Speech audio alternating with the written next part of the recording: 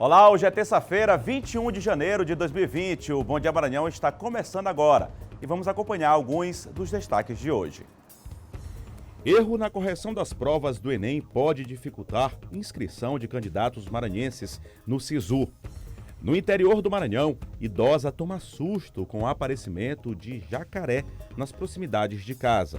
Brasil é o país do mundo em que as pessoas passam mais tempo utilizando aplicativos, quase 4 horas por dia. Mas é preciso ter cuidado com esse uso excessivo.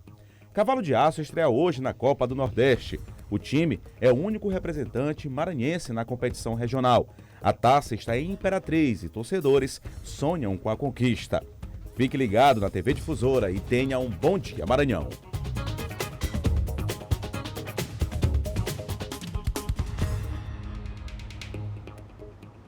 Você que se liga aqui na TV Difusora, Bom Dia Maranhão, só começando agora às 7 horas e 1 minuto. A gente segue até quase 8 horas da manhã, levando muita informação para você. Você já viu curiosidades, tem também o esporte. Hoje tem a estreia do Imperatriz, a gente na torcida pelo nosso representante maranhense, não é fácil. São vários adversários difíceis, uma competição aí muito disputada, que é a Copa do Nordeste, a competição regional mais disputada do país, né? Que é justamente a Copa do Nordeste, também a mais importante, que tem transmissão ao vivo aqui pela TV Difusora. Algumas partidas serão transmitidas, a única emissora em TV aberta a transmitir a Copa do Nordeste, que conta com a participação do nosso representante maranhense, o Cavalo de Aço, a Imperatriz, inclusive a Orelhuda, né? A taça da Copa do Nordeste se encontra aqui no estado do Maranhão, lá na região Tocantina, na cidade de Imperatriz. Claro, daqui a pouquinho também tem os bastidores da política, com o John Coutrinho, a participação de Silvão Alves, que agora há pouco apresentou o Bandeira 2 para comentar sobre segurança, o jornal recheado de informações.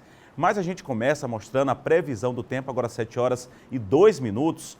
Ontem fez muito calor aqui na capital maranhense, inclusive não choveu na região metropolitana, só que hoje o tempo já amanheceu nublado. Neste momento não chove aqui na capital, ou talvez possibilidade aí de uma chuva bem fina, mas o tempo está muito nublado. Já choveu na região central da cidade, em outras partes aqui da capital maranhense. Imagem bonita também, o passarinho ali passando em frente à câmera, mas neste momento não chove, pelo menos aparentemente não chove aqui em São Luís, mas o tempo permanece nublado. A gente chama a atenção, essas são imagens ao vivo aí captadas da Praça Maria Aragão, ali ao fundo a Avenida Beira-Mar. O asfalto está molhado e a gente chama a atenção na região central de São Luís.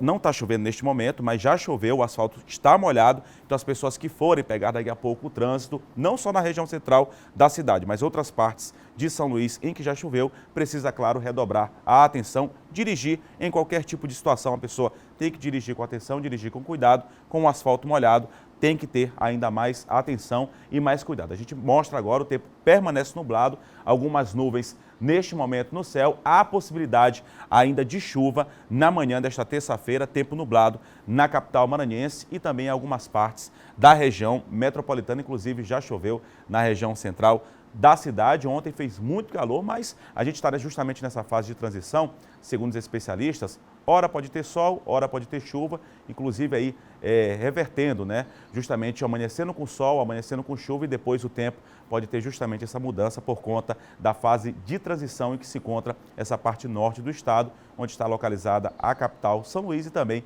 toda a região metropolitana, a Grande Ilha. Já choveu neste momento, então o pessoal tem que ter cuidado, viu? Você que está em casa acompanhando aqui o Bom Dia Maranhão, daqui a pouco vai ter que sair para resolver algum compromisso. Está de carro, tenha bastante atenção, porque o asfalto está molhado, para não ocasionar nenhum tipo de acidente, para não ocasionar nenhum tipo de imprevisto. Para você que vai sair andando, claro, aquele velho e bom aquela velha e boa proteção, que é justamente o guarda-chuva, a sombrinha, para evitar qualquer tipo aí de chuva, para de repente aí poder gripar, algum problema de saúde por conta da chuva, tá ok? Recado dado nas primeiras horas da manhã, então amanheceu com chuva aqui na ilha de São Luís. Agora 7 horas e 4 minutos, a gente segue trazendo mais informação aqui no Bom Dia Maranhão, um assunto que tem repercutido bastante em todo o país, aqui no Maranhão não é diferente.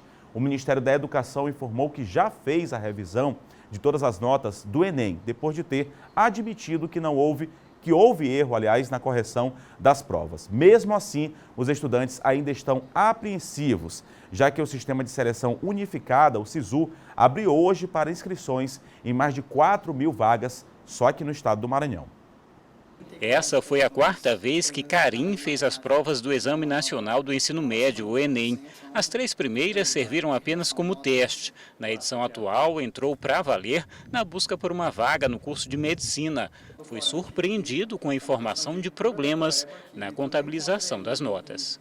O próprio INEP acabou postando nas mídias sociais dele que houve essa incoerência, e além de que eu vi algumas fotos de que pessoas acertando uma média entre 35 e 40 questões em matemática, o que teoricamente daria uma nota próxima dos 900, beirando os 900, entre 800 e 900, na verdade estavam tendo uma média abaixo de 400, entre 300 e 400, o que mostra que é uma distorção muito grande, que realmente houve uma incoerência no momento da correção. A informação foi confirmada pelo ministro da Educação durante o final de semana. Abraham Weintraub reconheceu o que chamou de inconsistências na correção dos gabaritos, mas afirmou que tudo seria resolvido até esta segunda-feira.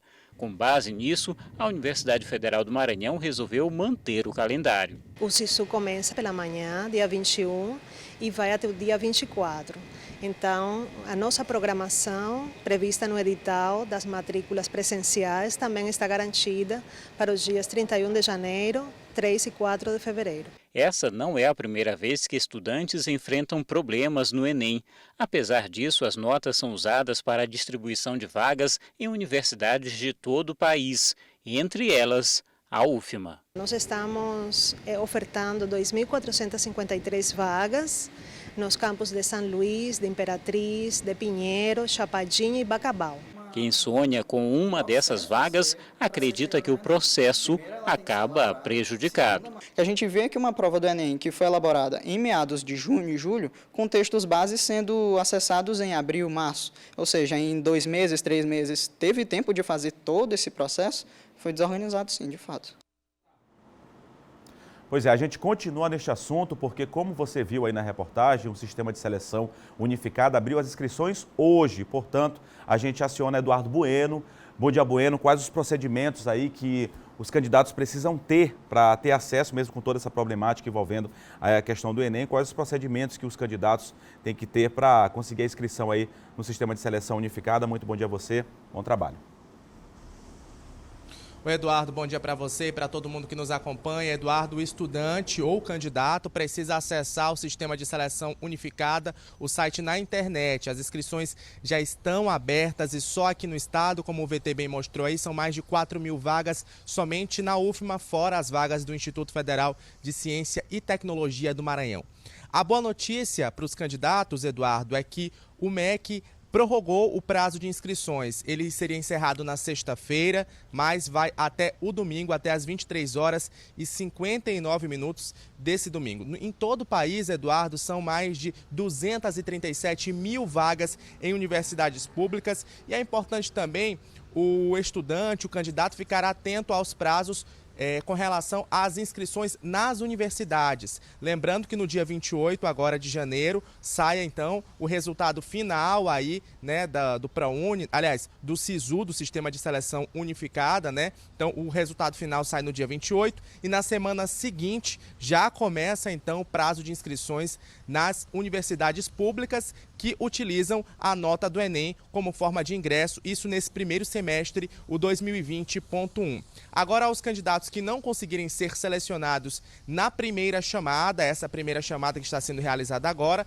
tem também os prazos da segunda chamada e os outros programas que são oferecidos pelo governo federal. É o caso, como eu falei bem pouco, do programa Universidade para Todos, o ProUni, que as inscrições podem ser feitas a partir do dia 28 de janeiro até o dia 31, e também o programa de financiamento estudantil, o FIES, que é de 5 a 12 de fevereiro. Lembrando, então, que aos estudantes é preciso estar bem atento a esses prazos e também a documentação exigida. Ela está disponível no site do SISU e também nos editais. Esses editais são disponibilizados, então, pelas universidades que estão utilizando a nota do Enem como forma de ingresso. Então, essa é a boa notícia, Eduardo. A gente já começa essa terça-feira com uma notícia muito positiva, apesar dos problemas e da apreensão enfrentada pelos estudantes neste final de semana, com a revisão das notas. Como a gente já bem disse também aqui no jornal, o MEC garantiu que todas as notas foram revistas, está tudo aí correto, mesmo com alguns estudantes ainda utilizando as redes sociais para reclamar do desempenho na prova do Enem realizada em 2 dias no ano passado. Então o MEC já garantiu que pelo menos oficialmente está tudo tranquilo, as notas estão corretas. Falta agora apenas os estudantes então entrar no site do SISU para fazer a inscrição. Voltamos ao estúdio do Bom Dia Maranhão. Obrigado, Bueno, pelas informações. Então, e cresce a apreensão e a expectativa, claro, porque o Enem ele é porta de entrada para esses vários programas aí educacionais, o SISU, o FIES, o ProUni, claro, as pessoas querendo entrar, o sonho de entrar aí, cursar uma universidade, cursar um ensino superior, poder se formar, ter uma formação, claro, cresce a expectativa e a apreensão dos candidatos, mas tem que acompanhar. Já teve a correção da nota, o Ministério da Educação informou que as notas foram revistas, está tudo correto agora, cabe agora aos candidatos que fizeram o Enem 2019 verificar qual foi sua nota e ir em busca de algum desses programas educacionais. É o que resta agora. 7h11 e o jornalismo da TV Difusora tem mostrado de forma recorrente a aproximação de animais silvestres às residências por conta do período chuvoso e também vários outros fatores que têm ocasionado desequilíbrio ambiental. E aconteceu de novo. Olha essa história. Em Caxias, uma idosa tomou um susto ao encontrar um jacaré bem perto de casa. Um fato inusitado que chamou a atenção dos moradores da rua Aniceto Cruz, no bairro Ponte, em Caxias. A dona Francisca tomou um susto ao se deparar com um jacaré na área de sua residência. E o menino saiu e viu ele andando, né? Aí ele teve a ideia de pegar e colocar nessa área. Os vizinhos começaram logo a juntar muita gente, né, para ver esse jacaré. Aí a gente teve a ideia de chamar o corpo de bombeiro, né, porque a gente não ia matar ele. E nem ia colocar ele lá onde. E era grande. Né? Porque tudo acabou bem. Aí, pois é. Aí o corpo de um bombeiro veio e levou. Aí, graças a Deus, não teve nada com ele, com o jacaré. Uma vez já tinha aparecido algum animal desse aqui na rua? Não, nenhuma vez. Essa foi a primeira vez. A equipe do Corpo de Bombeiros foi acionada e utilizou os procedimentos técnicos para a captura e, posteriormente, a soltura do animal. Esse período aí, quando chove, nos locais onde tem quintas, onde tem baixas, assim, lugares alagadiços, sempre aparece jacaré. Chegamos lá, ele estava encurralado no terraço. Aí abrimos o portão, pegamos um instrumento de trabalho que a gente usa, que é o enforcador. Capturamos o mesmo, colocamos na caixa e conduzimos até a viatura. De acordo com o sargento, é importante que a população fique em alerta. É que nesse período de chuva é comum aparecer animais desse tipo. Ele chama a atenção ainda para os procedimentos corretos. Um deles é acionar o Corpo de Bombeiros através do 193. Muito cuidado, principalmente nesse tipo de animal. Não tentem capturar, não tentem, porque é um animal muito rápido e ele se defende mordendo, tem a mordedura muito perigosa. A mesma coisa é cobra. Se você não sabe identificar se é uma cobra peçonhenta ou não tente capturar. Ligue para a nossa central 193 e nos informe que nós vamos até o local e fazer a captura.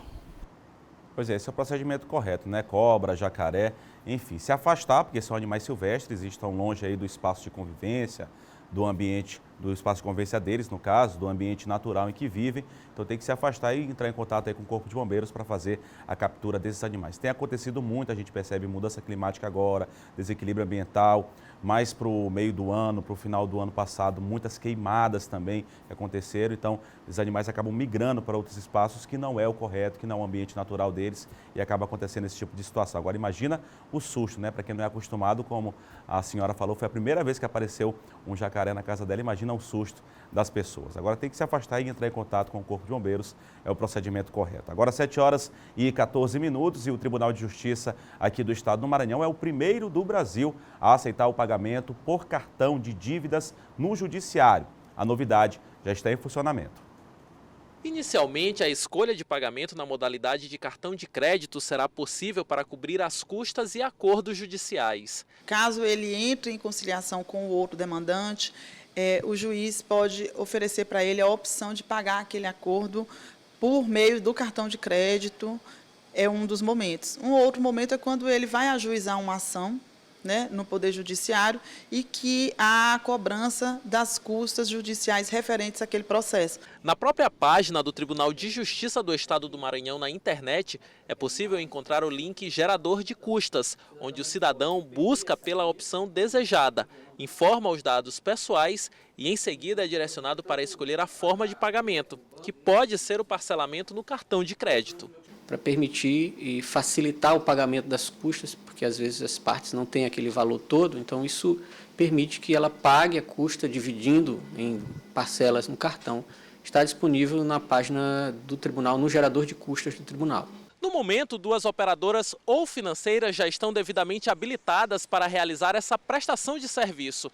Cabe ao cidadão escolher por uma delas. A intenção do Tribunal de Justiça do Estado do Maranhão é ampliar ainda mais esse leque para atender da melhor maneira quem precisa efetuar esse tipo de pagamento. O nosso interesse, na verdade, é que quanto mais empresas estiverem fornecendo o serviço, melhor, porque você vai ter uma competição e o custo, né, os juros que as empresas porventura cobrem para o parcelamento, tende a cair e o usuário vai ter mais opções para fazer a sua operação. O objetivo é oferecer ao cidadão mais essa possibilidade de pagamento sem pesar tanto no orçamento e favorecer para que mais acordos ou conciliações aconteçam no âmbito judicial. Dá mais celeridade aos acordos judiciais e ainda mais facilita a forma de pagamento. A gente sabe que o país anda passando por um momento de crise financeira, muitas pessoas às vezes se deparam com a condição de ter que pagar um débito, mas não tem como pagá-lo à vista,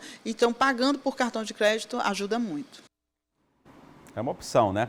7h16, confira agora o nosso Giro de Notícias. Moradores do bairro da Maiobinha, em São José de Ribamar, bloquearam a estrada de Ribamar ontem à noite. O protesto foi motivado pela falta de infraestrutura nas ruas da comunidade. A manifestação causou congestionamento na via.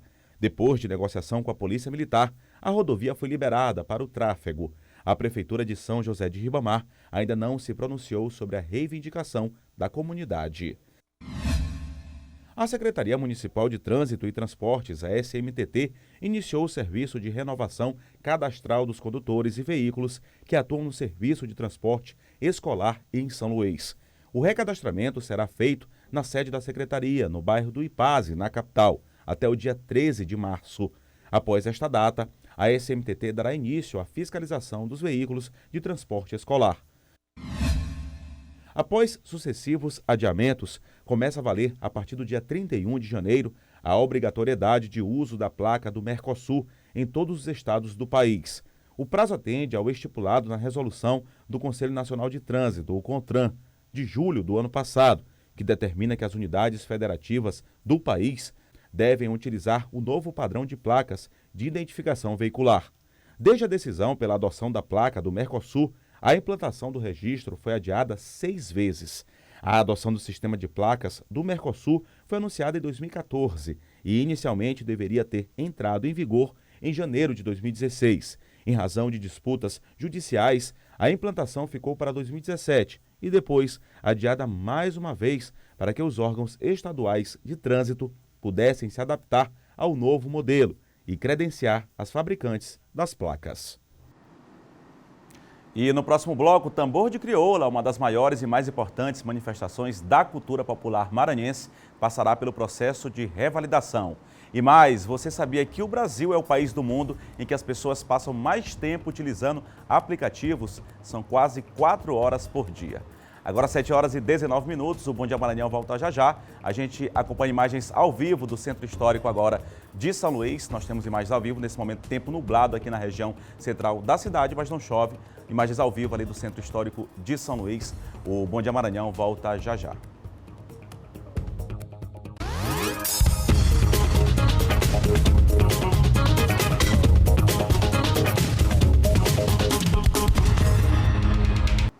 7 horas e 22 minutos, Bom Dia Maranhão de volta aqui pela TV Difusora. E uma das principais manifestações culturais do Maranhão, o Tambor de Crioula vai passar por um processo de revalidação do título de Patrimônio Cultural Imaterial Brasileiro. O título foi concedido em 2007 e representa o reconhecimento da importância dessa tradição cultural maranhense. Dona Roxa é uma das maiores personalidades do tambor de crioula maranhense.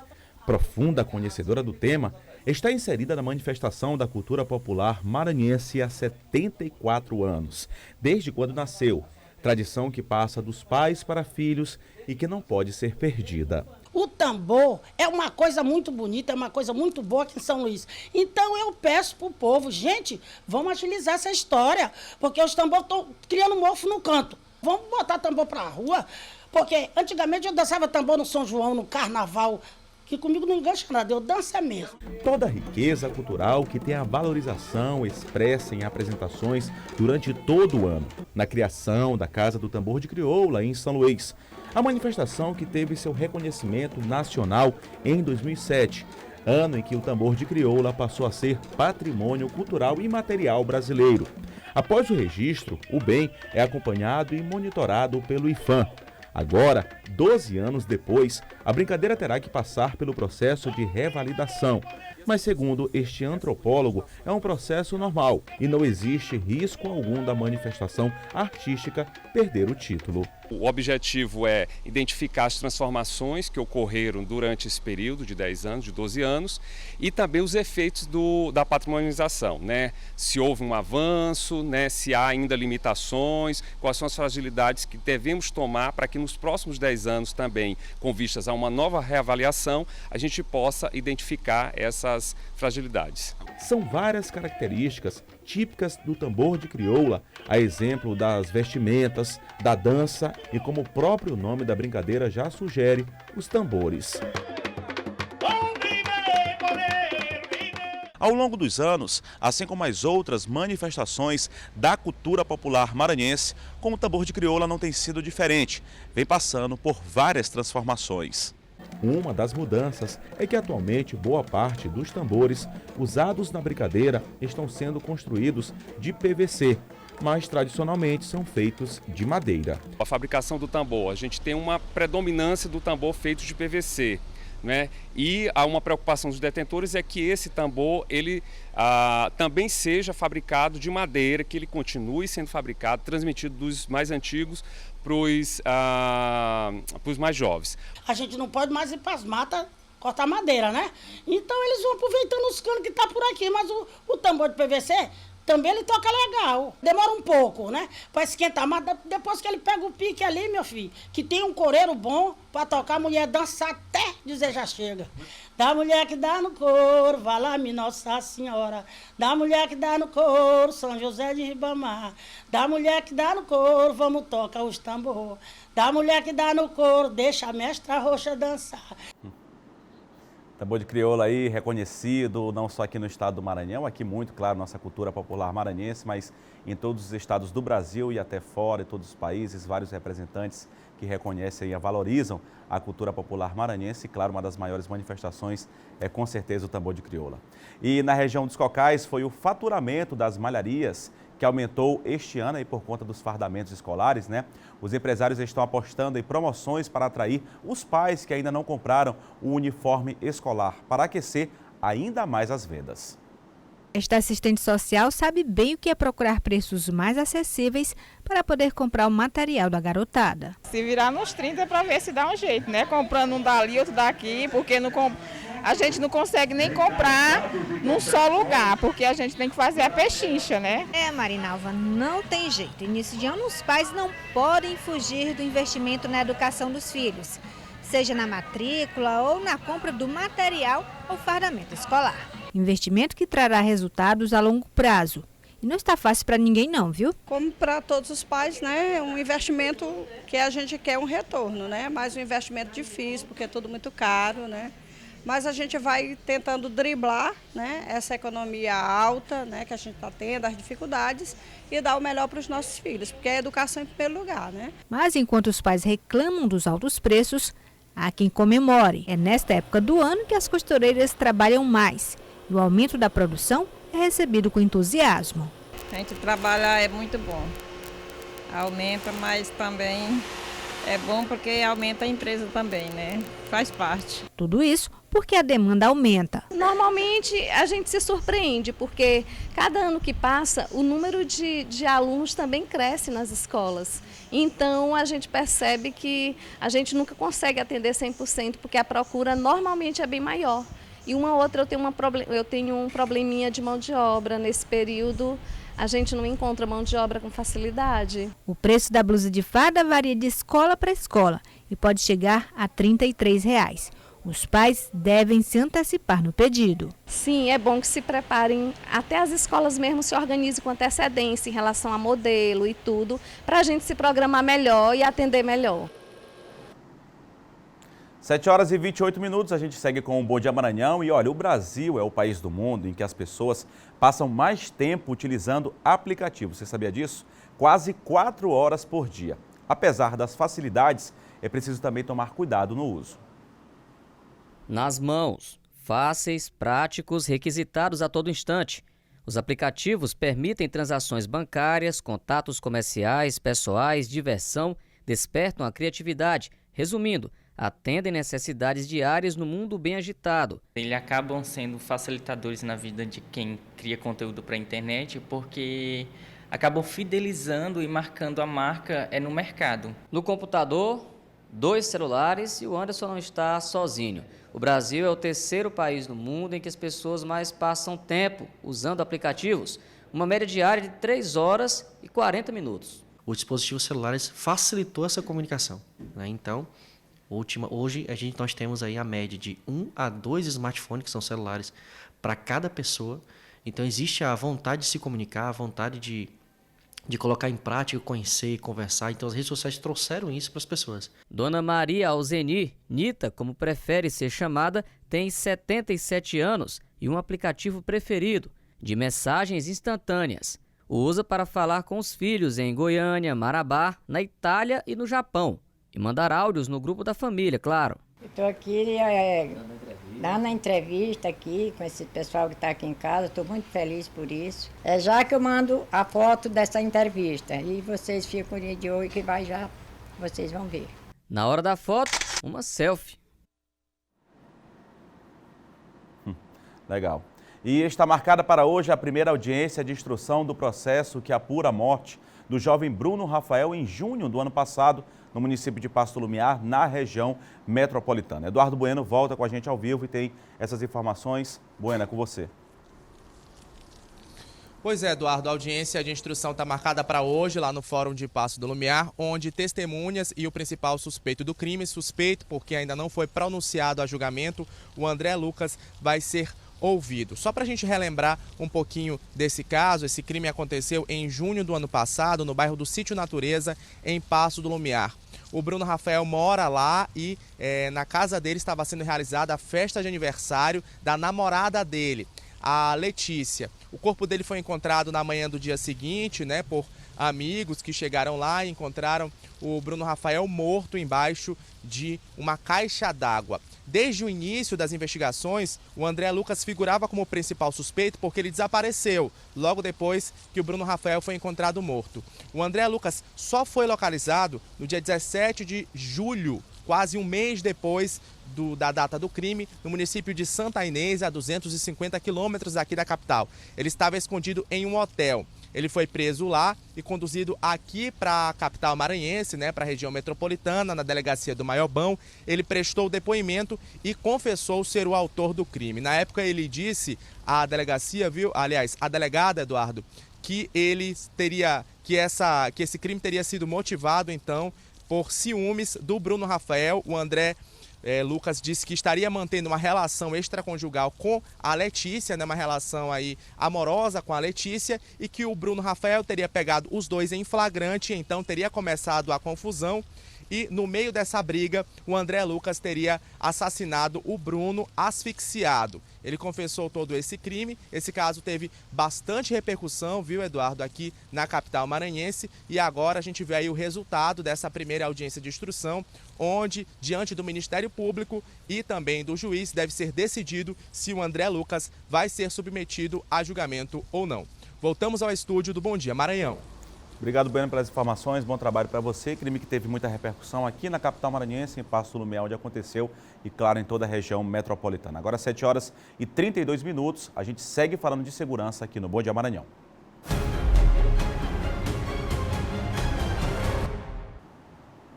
Já aqui comigo, Silvan Alves. Muito bom dia, Silvan. Bom dia, Eduardo. Bom dia a todos.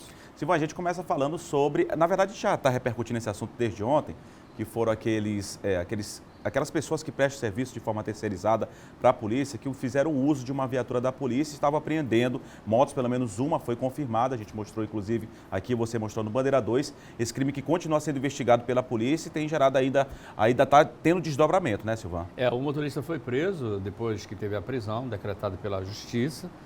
Ele foi encaminhado para a Superintendência da Polícia Civil da capital, e deve, dentro das próximas horas, deve ter o desdobramento com a prisão dos mais 2 ou 3 que aparecem, inclusive, nas imagens que viralizaram, são as imagens de câmera de segurança, onde eles aparecem em um determinado local fazendo a abordagem, uma investigação, enfim.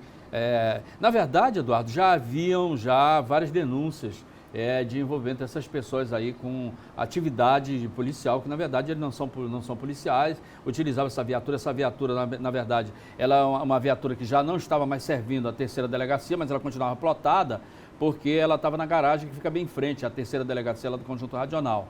E aí eles aproveitaram essa viatura aí para sair, para fazer esse tipo de coisa, abordagem, extorsão, né? Tem casos de denúncia de extorsão. Pois é, por isso é que investigando, tem outros casos também que foram denunciados, né? E agora, com a repercussão que houve disso aí, é que a própria polícia está acreditando que as vítimas, né, as pessoas que ainda não tinham procurado a delegacia para fazer a denúncia, que essas pessoas a partir de agora apareçam, né?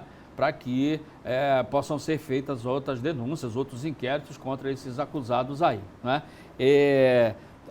O caso do pastor, ele só veio à tona, que é o caso da moto, que eles fizeram a apreensão, porque ele achou estranho, pelo fato dele estar legalizado, a moto dele está em dia, ele está com documento, não tinha nenhum tipo de restrição, e assim mesmo eles fizeram, entre aspas, a apreensão, e isso chamou a atenção. Agora, outras pessoas, se por exemplo, imaginar que a pessoa tivesse alguma irregularidade, ela não ia reclamar, não ia atrás, né? Então ia passar batido, né? Ia passar batido, exatamente. Então é isso que agora a polícia está esperando, que com a divulgação, né, do caso, as pessoas que foram vítimas dele, que elas possam aparecer também para serem ouvidas e os procedimentos sejam adotados. Claro, a gente segue acompanhando esse caso, mais informações, novidades a gente traz aqui no Bandeira 2 e no Bom Dia Maranhão, na programação da TV Difusora. Se for um caso absurdo, toda vez choca, revolta as pessoas, que foi um policial que atirou contra uma cadela indefesa, inclusive era cuidado por pessoas em um bairro aqui de São Luís, e ele acabou disparando, efetuando um disparo contra uma cadela inofensiva.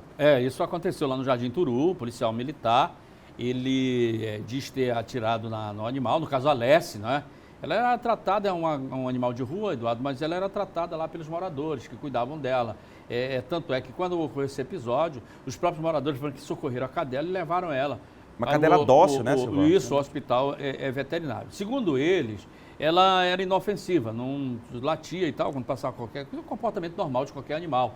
E aí o policial acabou sacando da arma e atirando na Alessi. Esse caso, o próprio policial, que depois foi conduzido para a delegacia, né, ele se comprometeu em assumir com todos os custos, né, do tratamento do animal. Agora, é claro que isso não exime ele da responsabilidade de responder pelo crime que ele praticou, né? O inquérito foi instaurado lá na delegacia do Parque Vitória, né, que é a delegacia da área, onde vai ter o andamento desse caso aí do inquérito policial, para que ele responda dentro daquilo que prevê a Lei de Crimes Ambientais, que é a lei que prevê esse tipo de crime contra animais, maus tratos ou qualquer coisa nesse sentido, como de fato aconteceu aí com a Alessi. E um disparo poderia ter tirado a vida desse animal dócil, inofensivo. A gente sabe, claro, que tem animais que são um pouco mais agressivos, isso é até por culpa do dono, do proprietário, aí, do dono do animal, mas que não era esse caso. E que mesmo que fosse, que ligue para a polícia, que denuncie a pessoa, que tem um comportamento, que trata a pessoa... Há várias formas, Há várias maneiras, formas, né, entendeu? de se resolver essa pessoa questão. efetua um disparo contra uma cadela que, diga-se de passagem, era dócil, inclusive era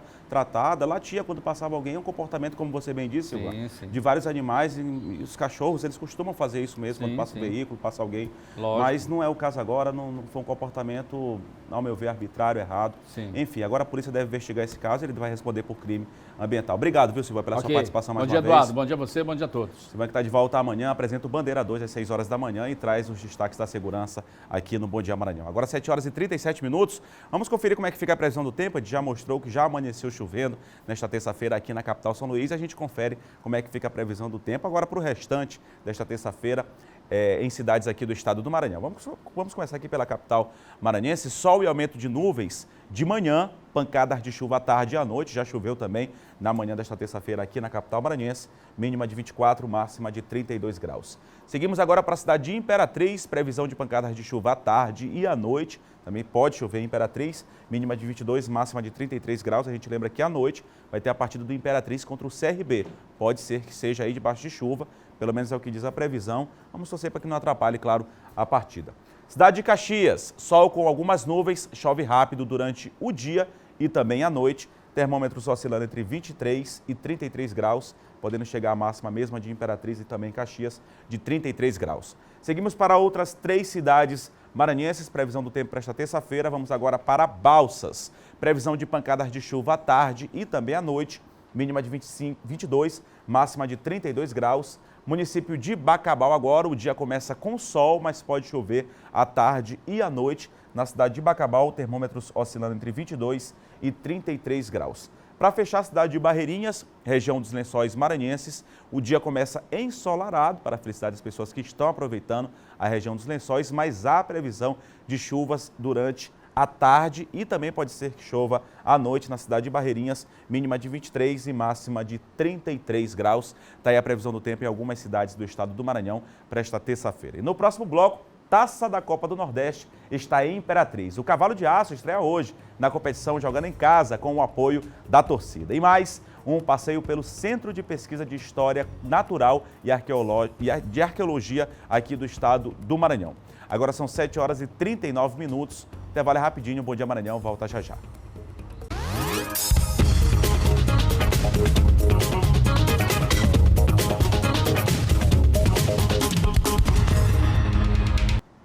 Sete horas e 43 minutos, Bom Dia Maranhão de volta e hoje Imperatriz e CRB de Alagoas entram em campo pela primeira partida da Copa do Nordeste. O jogo vai ser realizado às 7 da noite no estádio Frei Epifânio, em Imperatriz. Mas para gerar expectativa nos torcedores do único time maranhense na competição, a Taça do Nordestão chegou à segunda maior cidade aqui do estado. A Taça da Copa do Nordeste e a bola Asa Branca, oficial, edição exclusiva da competição, bem pertinhos do torcedor. Vim por acaso, né, para fazer a aquisição do ingresso meu, da minha família, né, e fui surpreendido com essa surpresa positiva que é a taça do campeonato aí, presente aqui na loja. A taça fica na cidade até o jogo de abertura da Copa do Nordeste, entre Imperatriz e CRB de Alagoas. Tem torcedor querendo mais. Espero que ela continue com a gente aqui, né? Ela veio nos visitar aqui, da honra, né, da inauguração da Copa do Nordeste. E a expectativa é essa, que ela fique aqui em Imperatriz. A lenda diz que o torcedor que tocar na taça, o time é eliminado da competição. Para não correr o risco, melhor só olhar mesmo, tirar foto, até porque o Marcos e o Ricardo estão sempre por perto. Eles vão acompanhar a taça e a bola por 9 cidades nordestinas. Já é uma tradição dentro da Copa do Nordeste levar a taça às principais cidades que estão participando do torneio. Daqui a gente segue para Teresina e aí vai começar um roteiro passando por Fortaleza, Salvador, Aracaju, Maceió, João Pessoa, depois Natal e termina em Recife. E na expectativa pela estreia do Imperatriz na Copa do Nordeste tem espaço para indiretas do torcedor. Coisas do futebol. Estou preferindo nem triscar para um timão aqui não ir para a Série B. Mas no caso seria azar para o Cavalo de Aço. Não, mas o Cavalo de Aço vai melhorar mais do que o Flamengo. Bom, o Jânio quis embaraçar o meio de campo, O que interessa mesmo é que o Imperatriz e CRB de Alagoas abrem a Copa do Nordeste às 7 horas da noite de terça-feira no Frei Epifânio. Pois é, a famosa orelhuda que o Sampaio já conquistou, o nosso representante maranhense. Infelizmente só o Imperatriz está neste ano, mas vamos torcer, né? Boa sorte aí ao Cavalo de Aço, que estreia, né? Faz a primeira partida da Copa do Nordeste. Lembrando que a competição é transmitida em canal aberto e TV aberta, somente aqui na TV Difusora. Alguns jogos, algumas partidas você vai poder acompanhar, inclusive do Cavalo de Aço, do Imperatriz, claro, e a gente fica na torcida. Boa sorte para o Imperatriz hoje na estreia contra o CRB de Alagoas. A competição não é fácil, você vai poder acompanhar aqui na TV Difusora. Agora 7 horas e 46 minutos, aqui no Bom Dia Maranhão, agora a gente fala de política.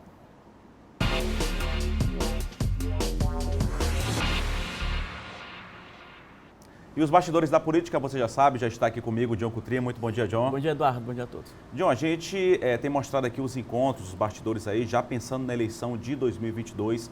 O governador do Maranhão, Flávio Dino, tem se reunido com várias lideranças políticas aí em todo o país e teve um encontro agora mais recente com o ex-presidente da República, o ex-presidente do Brasil, Fernando Henrique Cardoso, né? É, isso mesmo, Eduardo. Ontem o governador Flávio Dino continua em São Paulo, porque no final de semana ele esteve com o ex-presidente Lula, né, conversando com o ex-presidente Lula no evento do PT. Tendo uma agenda cheia o governador de São Paulo, Isso, né? o governador lá em São Paulo, uma agenda muito cheia. Concedeu entrevista ao jornal Estado de São Paulo e ontem, depois disso, visitou o Instituto Fernando Henrique Cardoso. E, claro, conversou com o ex-presidente e também com o governador do Rio Grande do Sul, Eduardo Leite. Na pauta, claro, as políticas aí, as eleições de 2020, este ano, e também 2022. Ontem, o governador, nessas declarações que ele tem dado, Eduardo, ele tem dito o seguinte, olha, qual é o principal ponto de defesa do governador Flávio Dino? Ele tem dito o seguinte, que é necessário construir uma ampla aliança no sentido de unir tanto esquerda quanto centro e até a centro-direita, no sentido de formar essa aliança para já nessas eleições desse ano e eleições de 2022, ou seja, uma ampla frente contra aí o presidente Jair Bolsonaro. Você vê, João, por exemplo, o governador se reuniu com o governador do Rio Grande do Sul, Exato, né? Que é PSDB. Que é mais para o centro-direita, né? Exatamente. Com o Luciano Huck, né? O Luciano Huck também, por exemplo. Que deve ser candidato a presidente da República pelo Cidadania, que é o antigo PPS, aqui no Maranhão representado pela senadora Elisiane, e ele defendendo, Eduardo, portanto, aí essa ampla aliança. Ele pontuou o seguinte, disse que o PT ainda é o maior partido, né, o partido hegemônico da esquerda aqui no país. Mas o governador disse o seguinte, olha, o PT não pode ser exclusivista, né? Achar que é o melhor, que tem que ser o candidato a presidente da República, tem que ser do PT, encabeçar a chapa. Ele citou, por exemplo, aí as eleições da Argentina, em que a Cristina foi vice, né, que ela era presidente, cedeu a vaga e foi ser candidata a vice e venceu as eleições. Que era ex-presidente, no caso, né? Exatamente. E foi vice nessa próxima eleição e venceu as eleições. Ele cita, por exemplo, um exemplo histórico, 89, uma aliança aí em que o Lula foi apoiado pelo Covas, do PSDB, pelo Ulisses Guimarães, do MDB, naquela época, né? E pelo próprio Brizola, que era do PDT.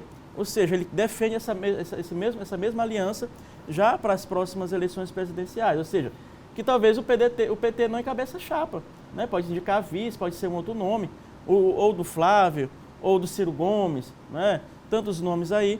Então o governador tem defendido isso. E ontem ele conversou com o Fernando Henrique Cardoso, tem um bom diálogo com ele, tem um bom diálogo também com o presidente da Câmara, o Rodrigo Maia. Portanto, aí o governador tem feito essas visitas e ontem foi importante. Importante frisar o seguinte, o governador ele ainda não tem sido receptivo por algumas lideranças da esquerda, porque ele não aceita, mas como conversar com a direita, conversar com o centro, mas o governador tem feito gestos importantes, porque, querendo ou não, o presidente Jair Bolsonaro ele tem já 30%, né, daquela faixa do eleitorado, e tem uma outra margem aí, tanto da esquerda quanto do centro. Tem uns que não preferem nem a direita e nem a esquerda e tem um do centro. É justamente nisso, neste espectro, com esta aliança aí, que ele pretende trazer nessa faixa do eleitorado, ou seja, juntando aí esses partidos, junto com o centro e também com alguns partidos de direita, o PSDB representado com o partido de direita, o Democratas também, e o próprio PCdoB de esquerda, e o Democratas também, que é o partido do Rodrigo Maia, que ele conversa muito com o partido de mais de centro. E tem aqueles eleitores, né, John, que, claro, apoiam ideias de direita, apoiam ideias de esquerda, mas que pensam, claro, até ideias de centro, mas que pensam, claro, o melhor para o Brasil, que é o mais importante. Exato. John, a gente muda agora de assunto, trazendo agora para a questão mais local, política local. Ontem, o senador Roberto Rocha deu um depoimento que, pelo menos descartando, de certa forma, aí, a candidatura do Wellington do Curso, que é pré-candidato à Prefeitura de São Luís, não é isso? O Roberto Rocha, que é o senador do PSDB, presidente da sigla Tucana aqui no Maranhão, ele adota a estratégia do seguinte, de todos apoiarem, os partidos que fazem oposição ao governador Flávio Dino, todos eles apoiarem aí Jair Eduardo Brade no primeiro turno. Mas qual é a ressalva nisso? A ressalva é que o PSDB tem pré-candidato, que é o Wellington do Curso. Pelo menos se apresenta como pré-candidato. Se apresenta como pré-candidato. Então, praticamente joga um balde de água fria na candidatura do Wellington do Curso. Ou seja, que o PSDB vai priorizar mesmo um apoio à candidatura do Eduardo Brade já para vencer o primeiro turno. Por que essa observação do Roberto Rocha? Porque ele entende que no segundo turno a Prefeitura, a Câmara Municipal e o Governo do Estado apoiando o candidato, dificilmente Eduardo Brade venceria as eleições. Tá ok, John, obrigado pela sua participação. O Diogo Coutrinho está de volta amanhã aqui no Bom Dia Maranhão, comentando mais sobre política. Obrigado, John. Até amanhã. Boa terça-feira, Diogo Coutrinho, os bastidores da política, você já sabe, aqui na TV Difusora, no Bom Dia Maranhão. Agora, 7 horas e 52 minutos, a gente segue com o Bom Dia e fósseis de dinossauros que habitaram o nosso estado e vestígios da presença humana em terras maranhenses antes mesmo da chegada dos europeus. Essas são algumas das curiosidades que encantam os visitantes do Centro de Pesquisa de História Natural e Arqueologia do Maranhão. Que tal pegarem um tronco de árvore que tem mais de 300 milhões de anos ou num fragmento de osso de dinossauro de 120 milhões de anos? Uma viagem no tempo em uma das histórias que mais desperta curiosidades, a paleontologia. Aqui nós temos dinossauros que fizeram parte do cenário maranhense, então são dinossauros importantes porque faz parte da cultura maranhense, né? Eles são daqui de São Luís, então é importante por isso. É isso mesmo, no Maranhão há milhões de anos habitaram em nossas terras 2 grupos de dinossauros, os herbívoros e os carnívoros. Até hoje, pelo menos 8 grandes espécies já foram descobertas. A mais recente delas foi encontrada há 4 anos, na cidade de Cajapió, no interior do estado. No mesmo espaço dos dinossauros, plantas, flores e uma reprodução de como esses gigantes animais viviam em nossas terras.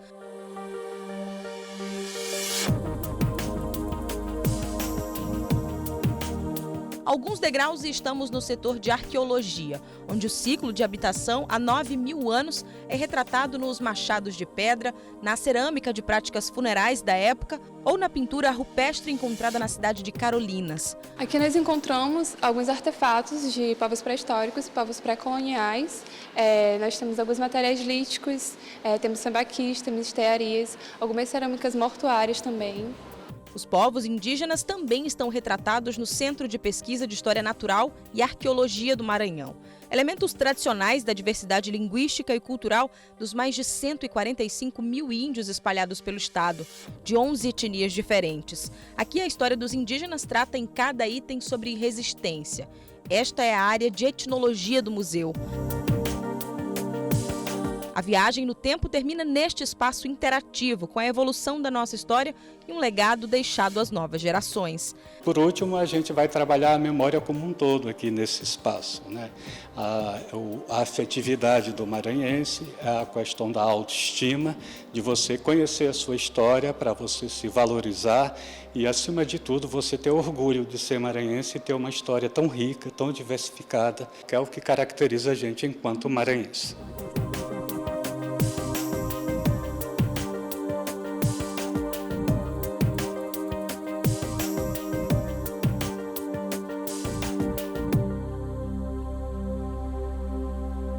Muito bom, vale a pena conferir. E o Centro de Pesquisa de História Natural e Arqueologia do Maranhão fica na Rua do Giz, na Praia Grande, na região do Centro Histórico de São Luís. Esse espaço é de extrema importância para a pesquisa no Maranhão e resulta de um esforço gigante de pessoas e instituições. Foi fundado no dia 27 de março de 2002, quer dizer, há bastante tempo.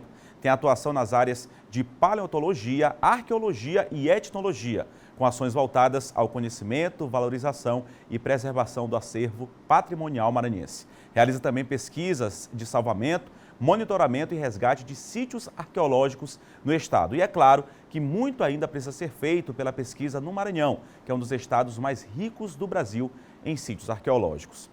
E foi realizado aqui na capital o encerramento do festejo de São Sebastião dos Santos, mais queridos pela comunidade católica. Fiéis lotaram a igreja no Cruzeiro do Anil, aqui na capital, São Luís. Foram 9 dias de festejo. No encerramento, centenas de fiéis participaram de uma missa em homenagem ao santo. As celebrações a São Sebastião já duram 89 anos na igreja da comunidade Cruzeiro do Anil. A comunidade sempre está nos ajudando. Aqui é uma comunidade forte, você vê que hoje aqui, segunda-feira, em pleno serviço, está tudo cheio, né? E foi durante essa semana, as 2 semanas, pela manhã cedo a gente saía, nas casas das famílias, cada dia era uma rua e uma família. Depois da missa, foi a vez dos fiéis seguirem em procissão pelas ruas do bairro. Pelo caminho, casas decoradas e paradas com orações. Estamos aqui, Senhor, ao teu dispor. São Sebastião foi um soldado romano, morto a flechadas por defender sua fé, o que continua mobilizando fiéis com orações, com pedidos e agradecimentos. Eu nasci e fui criada aqui justamente nessa igreja, então para mim é muito gratificante cada ano se tornar mais bonita. Com um momento desse é muito importante, que a gente vê que ainda tem muito jovem que procura Deus, né, ao invés de procurar droga. Eu acho um momento muito lindo. Tudo de bom para mim. Tem coisas melhores da gente festejo desse. Primeira vez que eu estou vindo, mas eu gostei muito, porque é uma maneira da gente estar renovando a nossa fé. O testemunho do santo é muito importante para a vida da gente. O que ele passou, o que ele superou, e tudo isso aí serve para a vida da gente, para renovar a nossa fé, o amor, a caridade, ajudar os irmãos. Achei muito bonito a história de São Sebastião. Com certeza, a devoção do povo, a renovação da fé, que é muito importante. Vale lembrar que São Sebastião é um dos santos mais tradicionais aqui no estado do Maranhão e em todo o país. Tem uma festividade muito forte, tanto religiosa quanto cultural também, na região da Baixada Maranhense, aqui no estado do Maranhão, inclusive em comemoração e festa. Ontem foi comemorado o dia de São Sebastião, dia 20 de janeiro, mas tem muitos municípios na região, principalmente da Baixada Maranhense, e outras regiões, mas principalmente na Baixada Maranhense, em festividades aí, o lado religioso, o lado cultural também, que é muito importante. O Bom Dia Maranhão fica por aqui. A todos uma ótima terça-feira. Siga acompanhando a nossa programação logo mais às 11 da manhã.